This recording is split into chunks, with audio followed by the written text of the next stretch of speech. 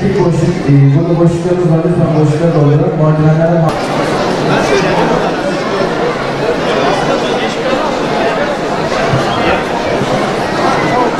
hafızlığını tamamlamış 89 hafızımızın adı burada zikredilecek. Annelerin, babaların tebrik edileceği, hocalarımız için dinmez, bitmez duaların edileceği mecliste bulunuyoruz. Rabbimize hamdü senalar olsun. وَإِنَّ أَوْهَنَ الْبُيُوتِ لَبَيْتُ الْعَنكَبُوتِ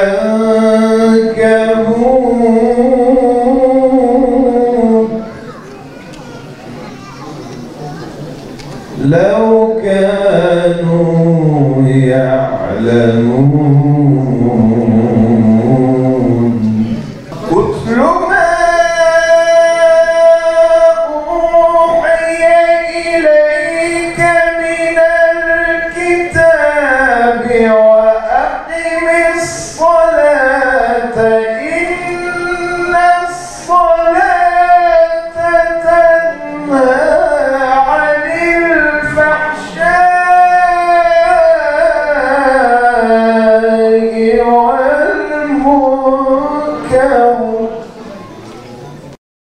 الصلاة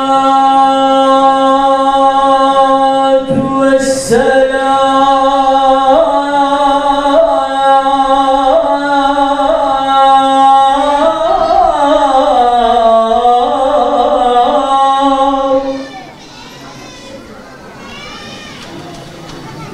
عليك يا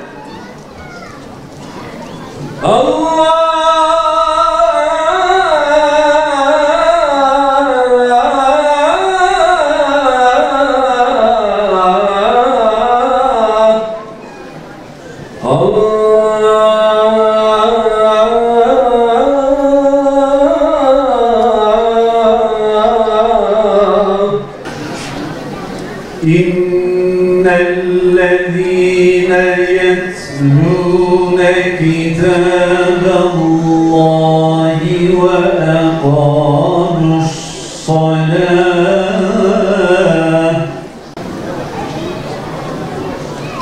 وأقاموا الصلاة وأنفقوا مما رزقناهم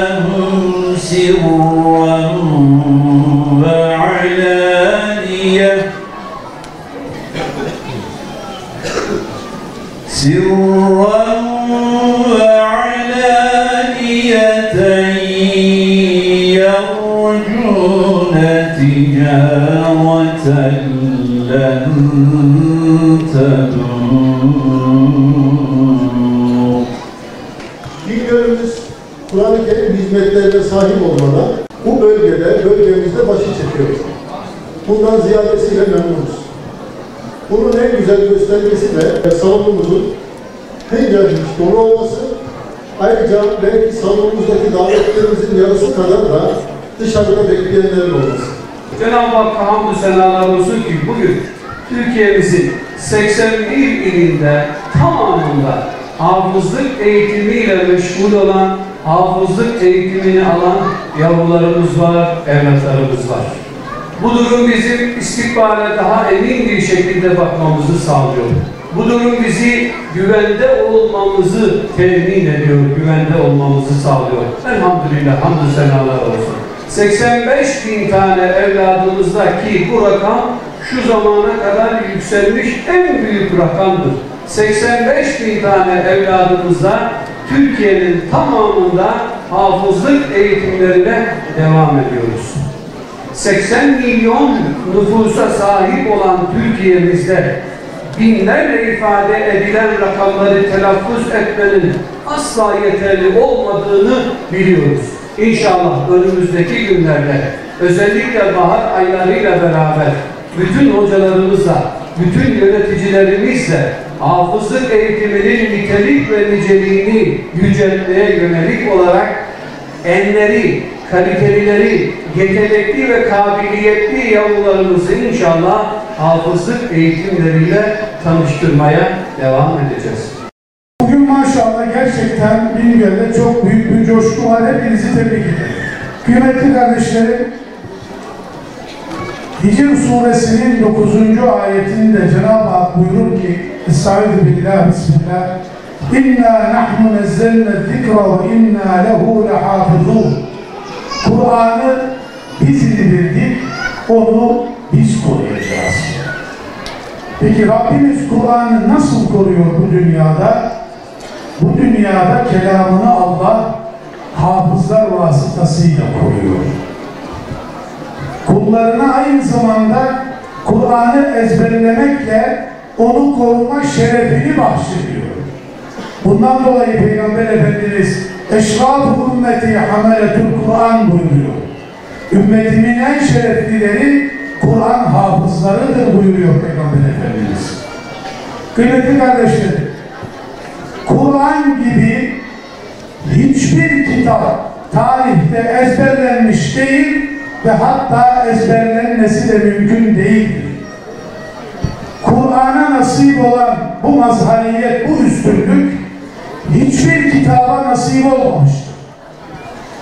Batılıların Kur'an'a yönelik zaman zaman yaptıkları saldırıların altında da bu kıskançlık yatıyor. Çünkü Kur'an'dan başka hiçbir kitap nazil olduğu günden itibaren günümüze kadar bu şekilde korunarak gelmemiştir. Sadece Kur'an hem sadırlarda hem satırlarda, yani hafızların gönüllerinde, kalplerinde, hattatların da yazılarında, sayfalarda hem sadırlarda hem satırlarda korunarak günümüze kadar gelmiş ve kıyamete kadar da böyle gidecek. Onun için kıymetli hafızlarım, siz bugün icazet alacak olan hafızlara özellikle ve genelde bütün hafızlara söylüyorum. Sizler Kur'an'ı korumakla Allah'ın görevlendirdiği, şereflendirdiği kimselersiniz. O şerefin kıymetini iyi bilin ve hayatınız boyunca da Kur'an'ı korumaya devam edin ve sakın unutup da Kur'an'ı unutmanın vebaline girmeyin. Çünkü Kur'an'ı ezberlemek ne kadar büyük bir şerefse onu ihmal ederek unutmak da o kadar büyük bir vebaldir. İkinci tembihim hafızlarımıza, Kur'an'ı sadece ezberlemekle yetinmeyin. Çünkü Kur'an sadece ezberlenmek için gelmiş bir kitap değildir. O bizim hayat rehberimizdir. Bizi dünya ahiret saadetine kavuşturacak bir kitaptır. Bu toplum sizlerden Kur'an'la toplumu irşad etmenizi bekliyor. O bakımdan da Arapçayı öğreneceksiniz, Kur'an ilimlerini öğreneceksiniz ve Kur'an'la, sünnetle, sahih dini bilgiyle bu toplumu irşad edeceksiniz. O bakımdan Kur'an'ın sadece lafzını değil, manasını da anlamaya özen gösterin. Öyle bir hayat yaşayacaksınız ki, öyle bir ahlaka sahip olacaksınız ki herkes sizi parmakla gösterecek, örnek bir kişi, model bir şahsiyet olacaksınız çevrenize karşı. Sizlerden beklediğimiz budur. Gökteki parlayan bir yıldıza benzetiyor Peygamberimiz hafızları. Kıyamet günü o sahnede, o arenada onların birer yıldız gibi uçarak geleceklerini ve şefaatçi olacaklarını, ümmeti Muhammed'e şefaatçi olacaklarını belirtmektedir.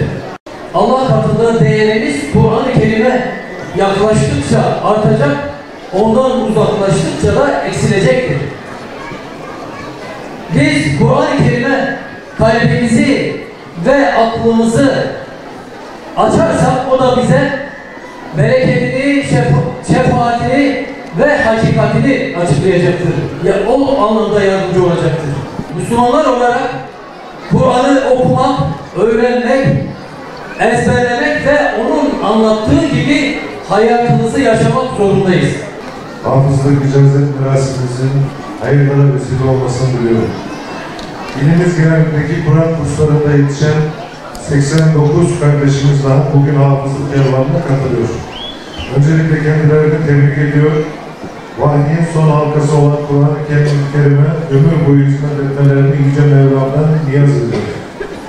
Yüce kitabımız Kur'an-ı Kerim nazil olmaya başladığı andan itibaren önce Peygamber Efendimizin, ardından sahabenin, sonrasında ise kuşaktan kuşağa hafızların gönlüne nakledilmiş, hafızalarda saklanmış ve korunmuş olarak günümüze intikal etmiştir.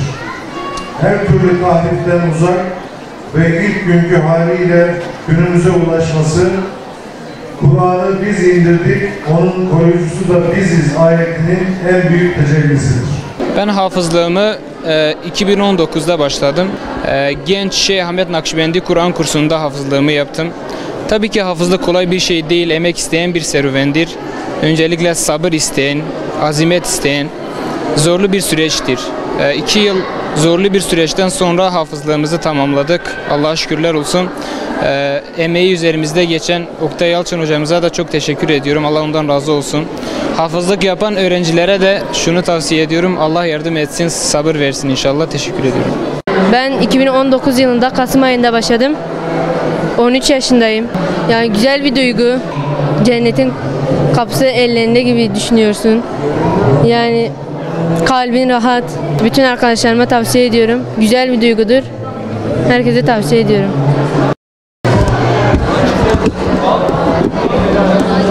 Selamünaleyküm. Allah kabul etsin. Eyvallah. Allah kabul etsin inşallah.